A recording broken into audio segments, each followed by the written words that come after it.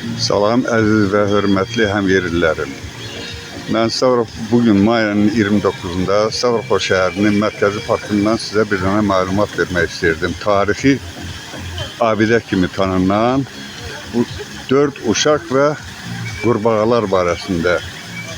Həmin bax bu gördüyünüz fontanı 1910-cu, 14-cü illərdə tikilibdir şəhərdə, bizim Stavropol şəhərində. Bu fontanın yaradılmasında həm yerlimiz Ağabala Hacıquluoğlu Quliyev mərhum xeyriyyətçi, dəyirmanlar kralı kimi tanınan birinci dərəcəli tacir əməyi çox olubdur. Bu fontanın inşası zamanı 50% vəsaitin hamısı Ağabala Quliyev tərəfindən icra olunubdur. Fontan 2 mərtəbəli, hündürlüyü hardasa bir 5 metr olar, 4 dənə qurbağa və 4 dənə körpə uşaqların heykəlləri var. Fontan 8 dənə güşədən ibarətdir. Yarım dairə formada inşa olunubdur. İndi hamısını göstərirəm mən sizə. Məlumatınız olsun. Ağabala Quliyev nə xeyir işləri görübdür.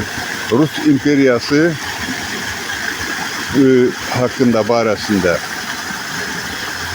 Çox əfsuslar olsun, 1925-ci ildə mənim əlimdə bir dənə şəkil var. O dövrdən sonra 1960-70-ci illərdə bu fontanı təzədən inşa ediblər. Fontanda çox dəyişikliklər olubdur. Həmin bax bu gördüyünüz uşaqlar və qurbağalar eyni kopya deyirlər.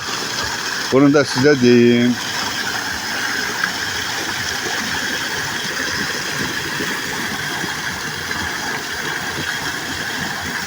Yay vaxtları bütün insanlar gəlirlər bu parkda dincəlirlər.